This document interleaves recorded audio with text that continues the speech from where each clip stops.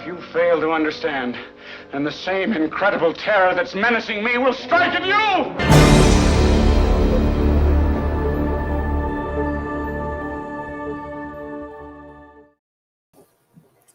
Hey guys, I'm back. I don't know if anybody's here.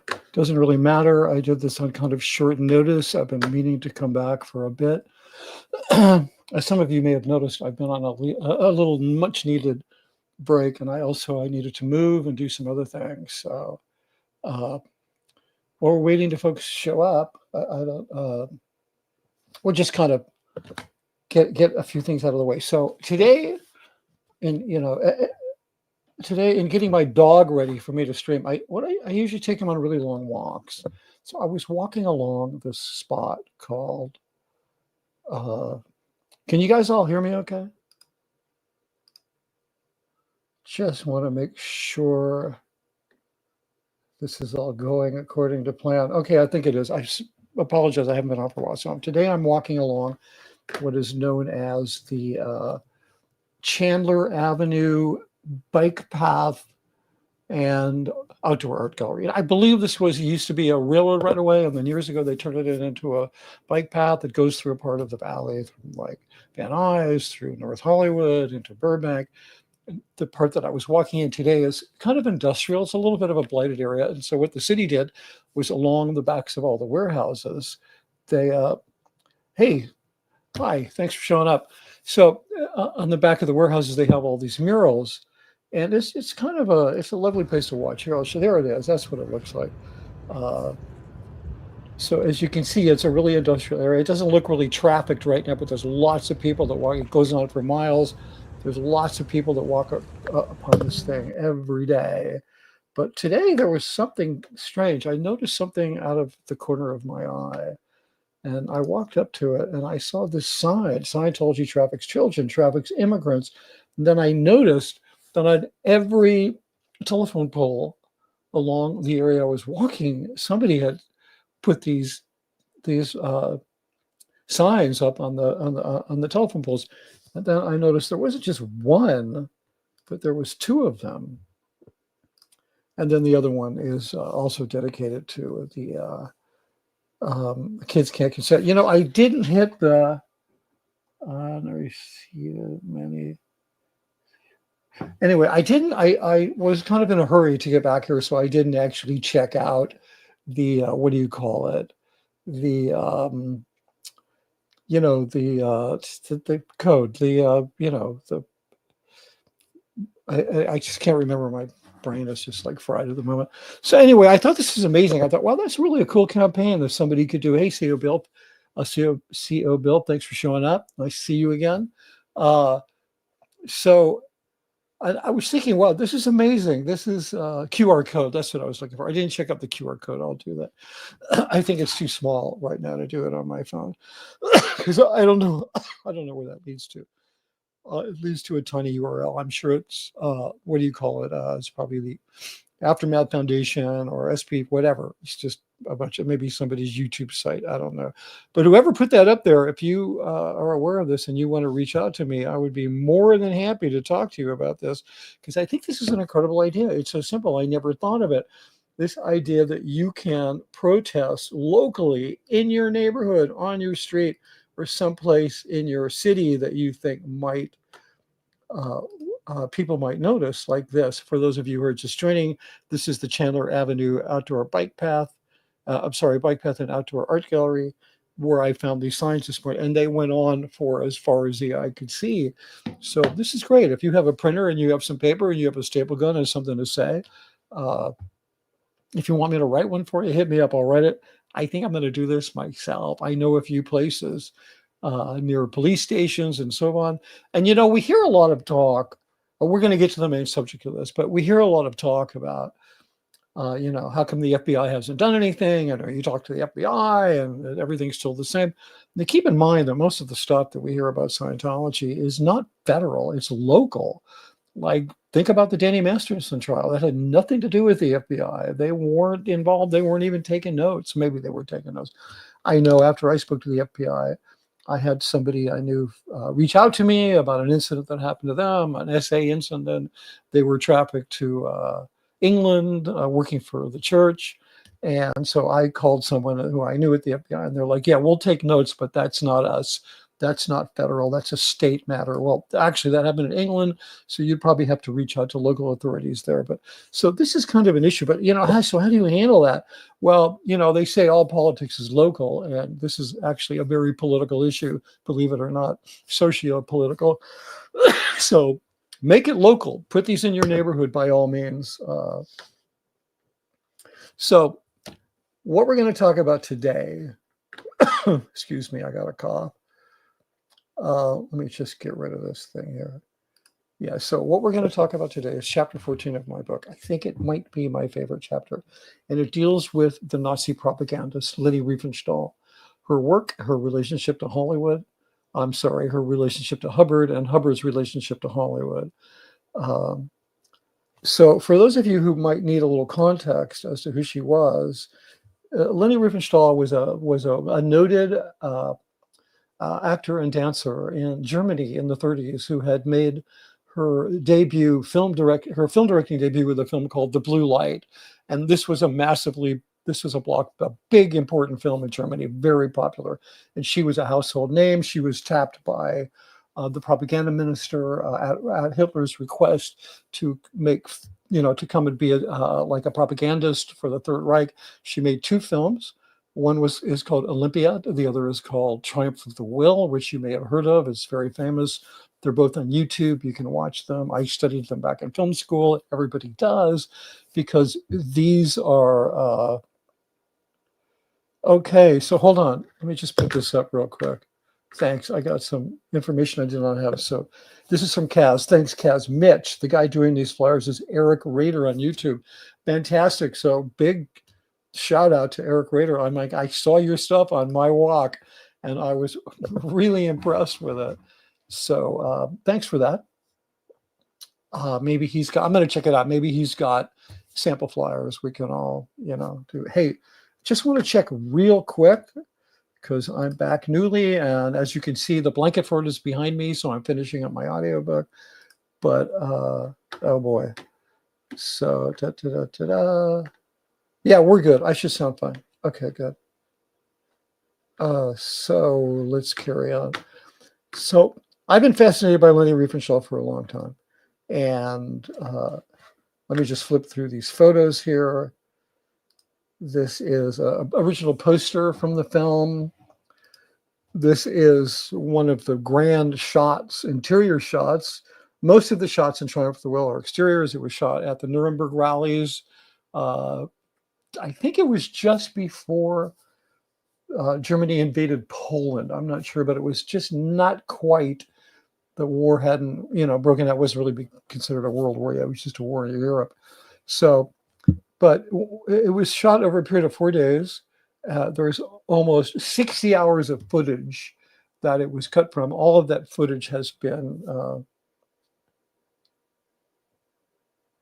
yeah, that's okay, cause you can, if you send me the link, you can just email me the link, and I will. Kaz says, sorry, I don't think it'll let me post the link, but just email it to me or something, or I'll look it up and put it up. But thanks, I'll put it up in the show notes.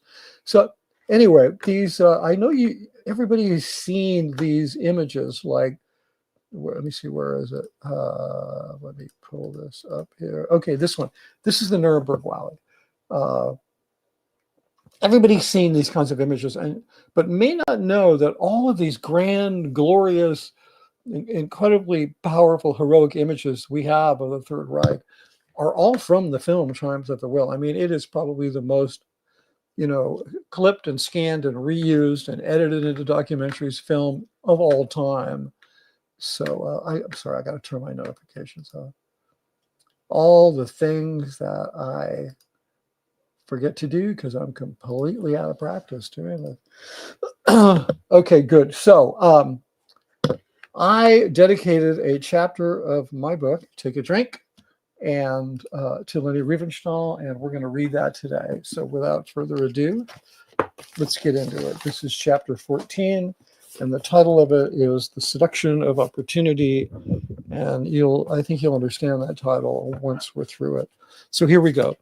In March 1995, I was sitting in a small office at Golden Era Productions reading Leni Riefenstahl's 672-page eponymous memoir, Leni Riefenstahl. The first time I heard the name Leni Riefenstahl was during a film history class at California Institute of the Arts. Riefenstahl made her directorial debut in 1932, starring in a classic of the German mountain myth films, The Blue Light, a genre noted for tales of fearless young mountaineers shot in spectacular alpine locations under extreme conditions, with narratives centering on supernatural themes. The New York Sun described The Blue Light as one of the most pictorially beautiful films of the year. With the success of The Blue Light, Riefenstahl was commissioned by Hitler to make the pre-war films Triumph of the Will in 1935 and Olympia in 1938, recognized as two of the most effective and artistically monumental propaganda films ever made. Initially, I didn't think of Riefenstahl as a Nazi filmmaker, but rather as an artist with an obsessive dedication to achieving her artistic goals. Perhaps she was seduced by having unlimited resources with which to point a battery of cameras at an emerging fascist regime, lifting propaganda to new artistic levels. While she claimed to be unaware of the Nazi atrocities, I like to think that an artist has a responsibility to know if they're working for a regime intent on slaughtering an entire race of people. Casting doubt on her claim of ignorance for her second feature film, Lowlands, completed in 1944, the film's extras were Romani people interned at Marzahn, a nearby concentration camp. So yeah, she made some deal with the SS to have them bring in trucks of people from a concentration camp that she could use as extras. After the war, she was arrested as a Mitlaufer. I have no idea if I said that right. It's German. A Nazi traveler who is not convinced by the ideology of the group, but merely offers no resistance out of a lack of courage or for opportunism. Remember those words: offers no resistance out of a lack of courage or for opportunism. The reason that I highlighted that, the reason that I pointed that out is that particular phrase is something that I struggled with for years, thinking, that I'd stayed in Scientology for so much, for longer than I should have, out of those reasons, which are a lack of, because I couldn't, a lack of resistance out of a lack of courage or for opportunism. She was never tried, nor did she ever apologize. Decades later, she was quoted as saying, "What do I have to apologize for? My films took the top awards." But what struck me the most about her autobiography was the following passage. Philip, and I'm reading now from her book, I'm quoting from her book. Philip wrote he had found a gifted American author to collaborate on the script. This American, he enthused, is a brilliant and famous writer who has written many screenplays for Columbia and Hollywood. He is also head of a great international organization that is spread across the entire globe and has more than 1 million members. His name is L. Ron Hubbard. He is a psychologist and Scientologist. Leni Riefenstahl, a memoir, page 448. So yeah, I was pretty godsmacked when I read this because I thought, oh my God, Leni Riefenstahl knows who L. Ron Hubbard is. Okay, so here's an explanation of why she put that in the book. Philip Hudsmith, a 35-year-old British film editor, who at the time was taking Scientology courses at St. Hill, knew Hubbard personally and was obsessed with remaking The Blue Light. He suggested Riefenstahl collaborate with Hubbard on a modern English language version. Hudsmith introduced the two, and their collaboration ensued. I immediately tabbed the page and jotted a quick note to Miscavige and sent it to his office. An hour or so later, an RTC courier handed me a thick file folder clipped to a handwritten cover note from Chairman of the Board, Religious Technology Center. And I quote, the note said, "Dear Mitch, here's the data on Leni Riefenstahl." The folder contained a copy of, and I'm going to show you this stuff. I have it. I have the receipts. The folder contained a copy of Hubbard's rewritten version of The Blue Light, as well as correspondence between Hubbard, Hudsmith, and Riefenstahl. Also included were Hubbard's extensive notes to Riefenstahl on plot and character development, as well as numerous photographs of press clippings giving context and background. I had a keen interest in film history, and Riefenstahl's work was uniquely fascinating to me. There was something about her working for Hitler, while at the same time always maintaining her artistic independence. In Ray Mueller's 3-hour documentary, The Wonderful Horrible Life of Leni Riefenstahl in 1992, she spoke at length about her filmmaking techniques, but continued to insist that her association with the Nazis had not compromised her artistic independence. Her situation seemed relative to my making films for Scientology, not the part about her working for Hitler, but that her work for Hitler was a case study of an artist creating for the sake of an ideology while fooling themselves into believing their artistic independence was intact. It was 1960 when Philip Hudspeth suggested to Riefenstahl that Hubbard would be a good candidate to update her script for The Blue Light, a mere 15 years since the Nazis were defeated. Even though the memory of Riefenstahl's collaborations with Hitler was beginning to fade, her career as a filmmaker was essentially over. Perhaps an English language remake of The Blue Light might be her comeback. In a lengthy reply to Hudspeth dated March 14th, 1960, Hubbard gushed about his glory days as a Hollywood screenwriter and gladly accepted the offer to revise Riefenstahl's script, expressing his delight in a tone that suggested he saw the offer as an opportunity to reboot his own screenwriting career. And in that moment, the writer with the cult following and the filmmaker whose work for the Nazis redefined propaganda saw each other as a way to recapture their past glory. And now I'm going to quote from Hubbard's response to Philip Hudspeth. This is a great story in all senses of the word. I feel honored that my box office has not been forgotten, and am very happy to be allowed to exercise another and fond part of my activities. I love script writing and always have. And what a wonderful stuff this Blue Light has. Further, I have an enthusiasm for outdoing Hollywood. I can't believe the hyperbole that this guy is. Anyway, sorry.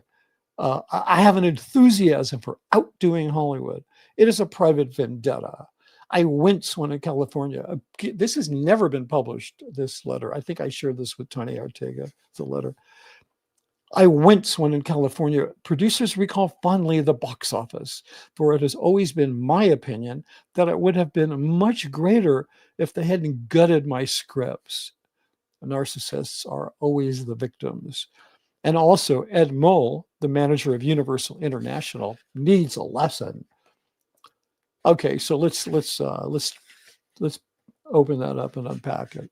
So Hubbard's response went on for 3 more pages, despite the party line claiming that Hubbard enjoyed success as a Hollywood screenwriter. His contribution barely deserves a footnote.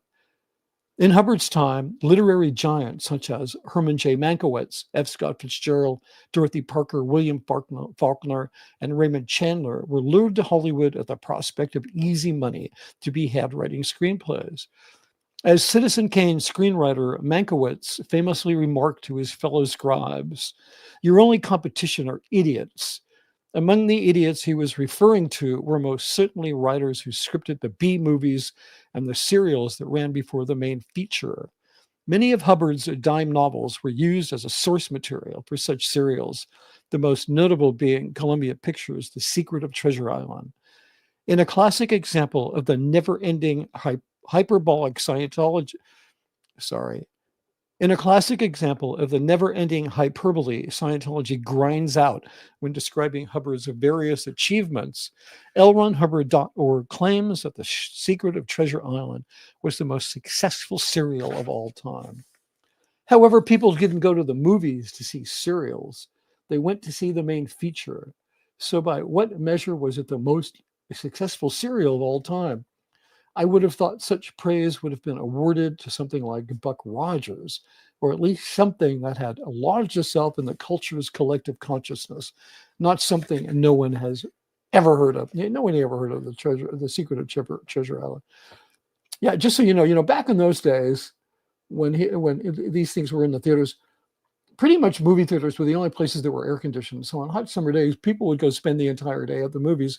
They'd see a cartoon or two, then they see a serial or two, they might see a newsreel, then they would see what was called the B movie, and then they would see the feature, which is why we still have these terms B movie and feature. So, okay, let's continue breaking this letter down. There is Hubbard's inexplicable mention of Edward Mull, the Universal Studios head of production from 53 to 73, many years after Hubbard's largely inconsequential association with the studios came to an end. I might add that based on their own documentation, which I don't have in front of me, Hubbard only spent 10 weeks in Hollywood. And I can tell you from personal experience, if you go to Hollywood as a writer and you leave 10 weeks later, it's because most likely you got fired and nobody wanted your work. Okay. And what was the nature of the vendetta he referred to? I suspect it was due to the fact that his writing talent was never tapped for anything more significant than a source material for the serials, which ran while half the audience was still at the concession stand. In contrast to fellow pulp novelist Raymond Chandler, who went on to become one of the most acclaimed American novelists of the 20th century, scripting the classic film Double Indemnity, for which he received a Best Screenplay Oscar nomination in 1944. As we know, Hubbard was incredibly jealous, and he would just make shit up about people that he was jealous of. During their collaboration on The Blue Light, Riefenstahl lived in Hubbard's London apartment, where she would meet daily with Houdsmith, who, hoping to generate interest in the project, began arranging for Riefenstahl to meet with local journalists. At that point, her past as a Nazi collaborator caught up with her. The reaction from the press was so negative, the planned shooting of The Blue Light, which Riefenstahl believed was imminent, had to be called off. A few years later, Hubbard traveled to Rhodesia, now Zimbabwe, where he hoped to establish a safe base for Scientology, with sights set on founding the first country run on Scientology principles. But not even his pro-apartheid stance had prevented Rhodesia's racist government from deporting him. Years later, he wrote to Riefenstahl, where she was on location in Africa, shooting a book of photography. It can be assumed from her response that he'd sent her a letter requesting a photo of a South African village. In a letter dated August 11th, 1979, she replied with the following, and this will dispel any possible thought that Hubbard and Riefenstahl were not friends. Dear Ron, I was very much surprised and pleased to hear from you after such a long time. I regret to say that I cannot provide photos of a South African village because I have never been in that part of the continent. I spent my time mostly in the Sudan or East Africa. However, I can send you a photo of a Nuba village, if you want.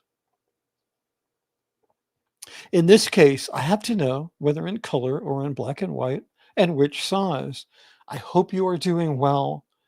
I should be glad to meet you again. With kind regards, Leni Riefenstahl. And this was in 1979, so these guys knew each other for a long time. Her letter was addressed to Hubbard, care of St. Hill Manor in England, but in 1979, Hubbard was at his Southern California desert compound in La Quinta, working on the technical training films. Most notably around that time, he was writing a script for the film How to Set Up a Session and the E-Meter, which was likely turning to Riefenstahl for location research pertaining to the film's setting, a fictional African nation. Like, he wrote this letter to her while he's writing the script, and he was very much a creature of detail. So he would have wanted to have photos of an African village that he could base the film on. Now, I directed that film twice, and I got all kinds of problems that I only came to understand after I left. But I was pretty shocked to know that this film that I had worked on for them was made with the help of location photos. I mean, I'm assuming this, but there's no other explanation for why he was asking for that.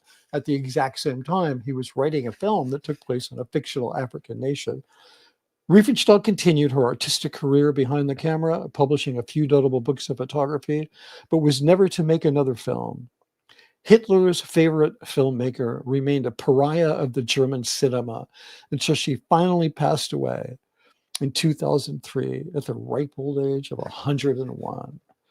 Upon her death, she was referred to as both a feminist icon and a fascist filmmaker. Reflecting back on the odd meeting of the minds between the Nazi propagandist and the founder of an abusive cult, I wonder, was I always so quick to look past her Nazi association in order to appreciate her art? Because it was so aesthetically magnificent? Or was it because doing so helped me justify my working for Scientology? I may never know the answer. So there it is. Just a few things. Okay. Wait a minute. Hold on. Hey, hello from Russia. Nia Akima, hello to you. So this is CEO Bill says, in an infinite multiverse, there is some reality with the Leni Riefenstahl directed film adaptation of L. Ron Hubbard's Buxton Brigades, and a reality where a safe-pointed Hannah Reitish sets up Air.org. Wow, that's pretty crazy. Thank you for that, CEO Bill. Okay. So Cause says, wow. I like a great comment. Wow, 101. Okay, good. So look, just so you don't think I'm making any of this shit up, here we got a few receipts here. Okay, I'll put a link to this in the show notes. This is a fabulous book if you're into film history. This is the Leni Riefenstahl book. I think it was published in German around 1990, and then it was published in America around 93. It's a massively huge book. It's full of all kinds of amazing information, and I really recommend it. So there's that. And then what else do we have here? I have some other. This is like show and tell day. Bring your favorite Nazi propagandist work to school and show it off to your friends. Okay, here we go. So first of all, if OSA is watching, and I have every reason to believe that they are, and no reason to believe that they're not, I just want to show you one little thing here. Oh, dang. Okay, here it is. So this is the contents of the folder that I was sent by Miscavige. There it is. We'll go through some of this. And if you're watching, if you're thinking that I've stolen property from gold or from the church, here is a gift note addressed to me from Chairman of the Board, RTC. So I have the provenance that I was gifted this by the head of your church, by the man that you fear the most. So go ahead. If you want to sue me and try to get this back, you may do so. Be my guest. I welcome it. Love to depose you guys about everything I saw, and that happened to me while I was up there. Okay, so here it is. Can you read this? I didn't have time to scan it. I mean, I do have the file scanned somewhere, but this says right here, this says The Blue Light, original story by Leni Riefenstahl, early screen version by Bella Belez, and modern version by L. Ron Hubbard. So just to put that to sleep. So, and then there's the rest of it is just handwritten notes, and there's a bunch of handwritten notes. Interesting, and there's some newspaper articles, as a whole thing. Anyway, I'm still getting this all scanned and preserved for posterity.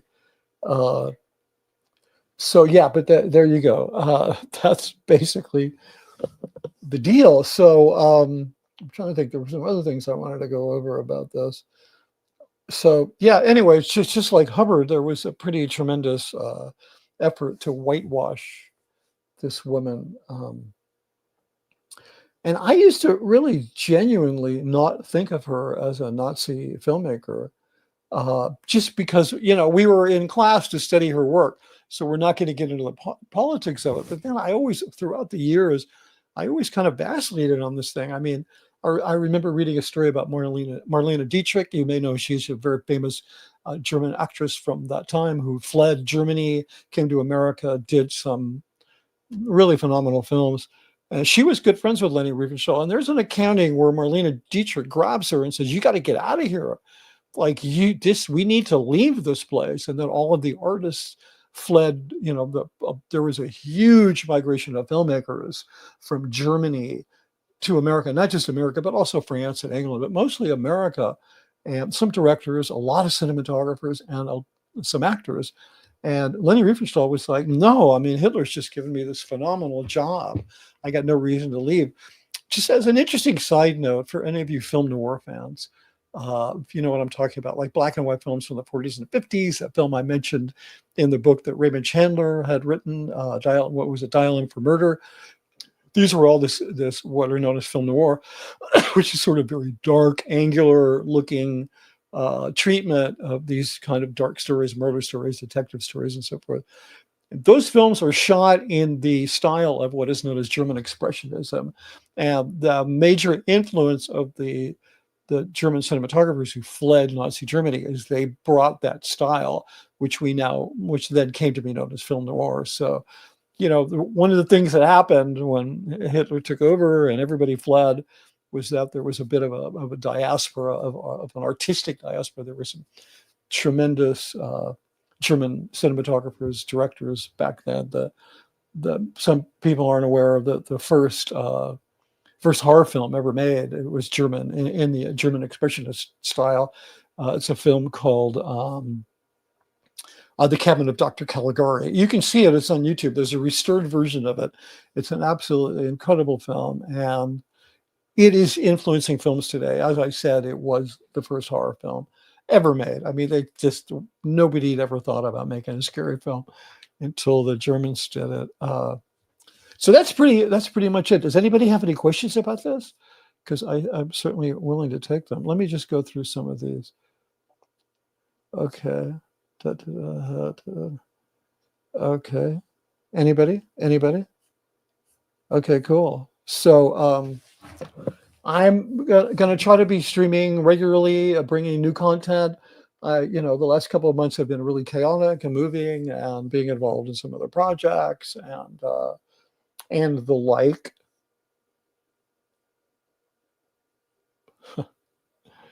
Yep. Adam Carmona says Riefenstahl was Hubbard's Big Blue Light. Yeah, it's the blue light. I mean, you get that film if you're interested in seeing it. It's also on YouTube. I mean, it's it's a film from the late 30s, but this genre, these mountain myth films, the Germans were obsessed with the Bavarian Alps, and there was a lot of folk tales about supernatural goings on in these mountains, and that the mountaineers, the brave, Aryan mountaineers who would conquer the mountains, they would interact with these metaphysical forces, and so Blue Light is the most famous film of that genre. So C.O. Bill says, I wonder if there is any connection between either works and the grandiose style of Albert Speer. Well, interesting you could say that. I don't think there is a direct one, but I think there's an accidental one. I think I already did the chapter where I talked about the ideal orgs. I think, yeah, I already did that. That's earlier in the book. Okay, but since you brought up Albert Speer, when we're looking at these kinds of images, you should know, and for those of you that don't know, Albert Speer was Hitler's architect. He's the one that redesigned downtown, the central Berlin. If you ever saw the Netflix series, which I highly recommend, based on Philip K. Dick's The Man in the High Castle, they use Albert Speer's designs to kind of re-envision the way that Berlin would have looked if Germany had won the war. But Albert Speer acted as the art director, so he worked with Leni Riefenstahl. Like these scenes, like the one that's up there now, these were art directed. And like if you go back and you look at the 1993 IRS event, the one that Miscavige presided over, I am not the first person to say that it looks like a cheap game show version of the Nuremberg rally. So there is this, and then for years, when they designed their stages for their events, they were always using the Roman pillars and the pediments and these kind of, ancient symbology of the power of the state, which, Miscavige was really into. I mean, he literally had to be like forcefully, I think, mentally pulled away from those designs, because a lot of people, including myself, were complaining, like, why are you still doing like Roman pillars? But then eventually when they hired Gensler architects who designed all the ideal orgs, they kind of, got them to re-envision everything as being slick and modern. But the thing about Albert Speer's work that it shares with a lot of government architecture, the more oppressive the government is, the more its official architecture will make the individual feel small. Like you walk into, let's say, like a Frank Lloyd Wright House, or I can't think, there's some other architects, or building, you feel kind of spiritual, like you feel like you're being embraced by the space, where you walk into a space like that Albert Speer had envisioned, and you feel sort of squashed down. You're supposed to feel the power of the state. They don't do that with the ideal orgs. The ideal orgs are meant to love bomb you visually with eye candy and get you to think, wow, how could people be an evil cult that are capable of doing buildings like this? Well, the reason, they didn't do the buildings, for one thing. The buildings were all designed by Gensler architects. I'm trying to think of his name. Oh God, the guy, I worked with this guy. He was the chief architect in their Santa Monica office. At one time, they had 75 people dedicated. This is one of the biggest architectural, project management firms in the world. They've done airports. They probably don't have a Vegas. And they had 75 people dedicated to doing ideal orgs. And the guy who did them all initially had designed the ship, refurbished, was really cozy with Scientology. Never a Scientologist, but they'd wine and dine him and put him in the front seat of events, and so he's gone off and opened his own firm now. I'll remember his name and put it in the show notes. But you can look all over Gensler's website, all over his work. You will not find anywhere that they worked with the Church of Scientology. They took the money, they did the work. They don't talk about it because it's just, it's just like, oh yeah, we work with, like, who cares? It's, it's not a good thing. Yeah, so Adam Carmona says, there's something ideal orgish in Speer's amateurishness. They've done analysis and concluded his new German buildings would have been too heavy. Yeah, I'm not surprised by that, because they were just done for show, because, you can't, all architectural buildings have to be engineered properly. It's like, I know this, my father was an architectural engineer, and so he was never out of work, because basically most architects are not engineers, and they do visual designs, and then engineers take them and figure out how to make them. Yeah, I'll post that link to Gensler Architects. I mean, you can Google them. That's the name of the company, but I'll post a link down there. But yeah, I mean, they're oh,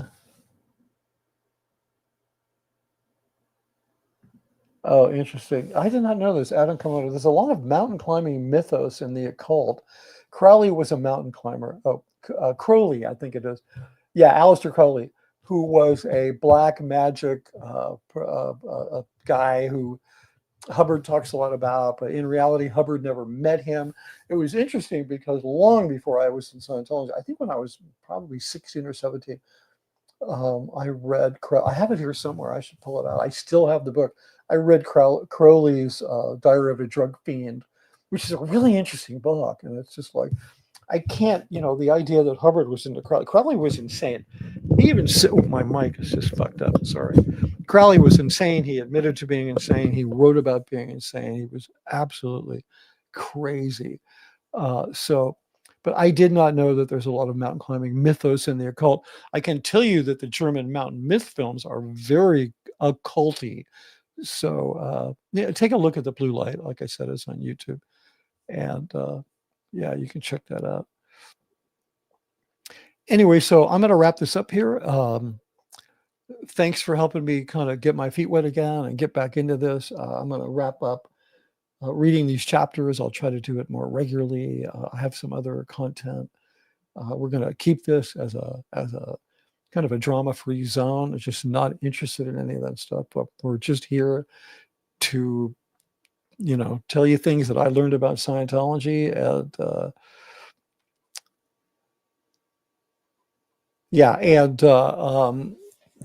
I just share my experience and expose Scientology and pass on anything interesting that I find or I think is going on. I was going to do this yesterday, but out of respect for Mike Rinder, I waited, and I was also not emotionally in good shape. I mean, that hit me really hard. I had not had a chance to see Mike in person, although we'd spoken quite a bit. I hadn't seen him since I left. We'd only spoken, and he's in Florida, I'm in LA. And, I now regret not having just gotten on a plane and flown down there. But I put something about Mike on my community page. I'd like to share it with everybody. If you hadn't read it, please give it a. So, hey, Lily Scissorhands, you're talking about, oh, what did I just do to you there? Oh, there you are. Can you post the link? I think you're talking about the link for Gensler. I can definitely do that. But I'll put links for the other stuff in here, like Triumph of the Will and Olympiad. And I'm generally kind of lazy about that stuff, but I'll do it. Okay, so thank you, Kaz. She said, they said your community post was lovely. Thank you very much. Appreciate that. Yeah.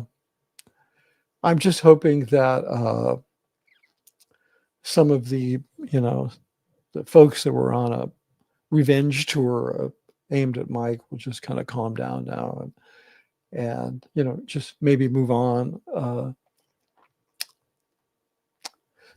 So yeah, that's basically the deal. So look, here's the thing. We're going to wrap this up if there's no further if there's no further questions. Just a couple of little things here. Don't forget to like and subscribe. It really helps with the algorithm, and without that support, I can't continue to do this. You can also support this channel by buying me a coffee. There's the information there. That's also on my channel page. There's a link tree. You can check it out.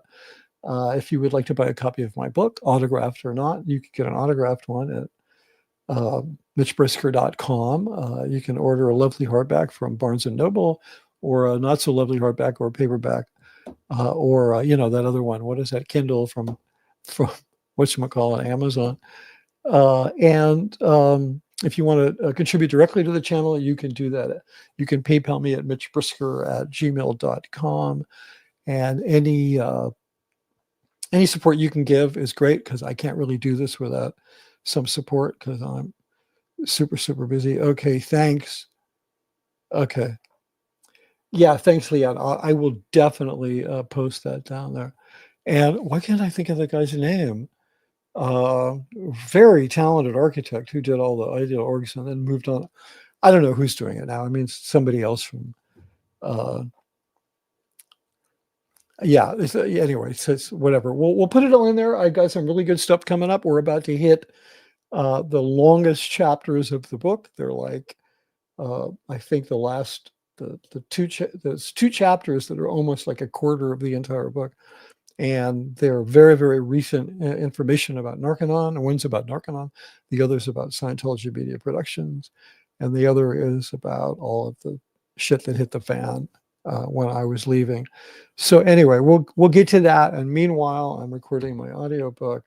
Oh, let me get this off of there. I forgot it was on there.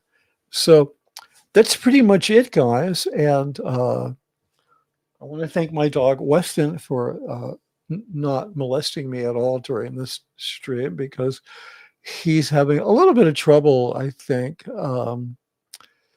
adjusting to the move. So he's been a little clingy. So we're going to go out with a little tribute to Weston, who's just an incredible friend. And I'll be back really soon. And thanks for watching, and thanks for contributing.